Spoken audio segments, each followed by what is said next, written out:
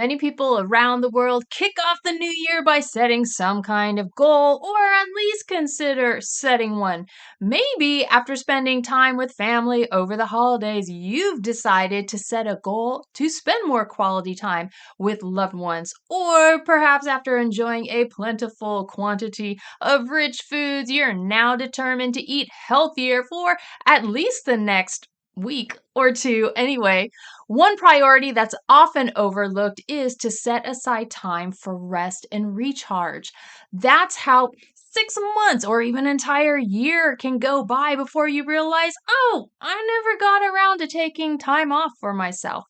To make sure you have the time for some R&R, consider for your New Year's goals, or even if it's not New Year's, do this at any time of the year as soon as you realize it, but add placeholders on your calendar for implementing one or more of the following days away from the office.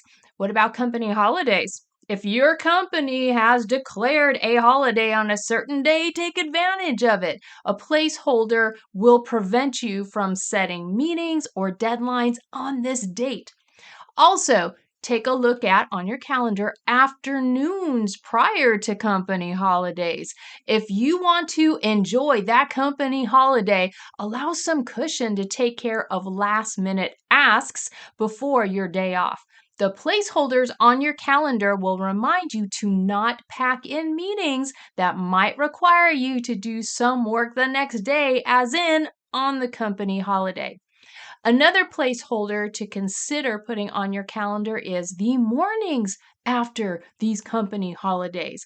If you know you have time set aside to catch up on the voicemails and emails that landed during that company holiday, you won't feel tempted to just check email or check voicemail for just a little while on your day off. Also, consider setting placeholders for your children's school holidays. If you want to enjoy some quality time with your kids and not have to worry about childcare, why not take the day off or a half day off to be with them? Another placeholder would be kids' early release days. If your school district uses these early release days, wouldn't that be fun to pick them up and be there for your child and maybe even attend some activities you might otherwise miss? Another placeholder would be your desired PTO or vacation dates. When do you want to enjoy some vacation or staycation time? Claim those dates before your coworkers sign up for those optimal spots you might want. Hey, what about February 29th? That's coming up this year in 2024. It's Leap Day.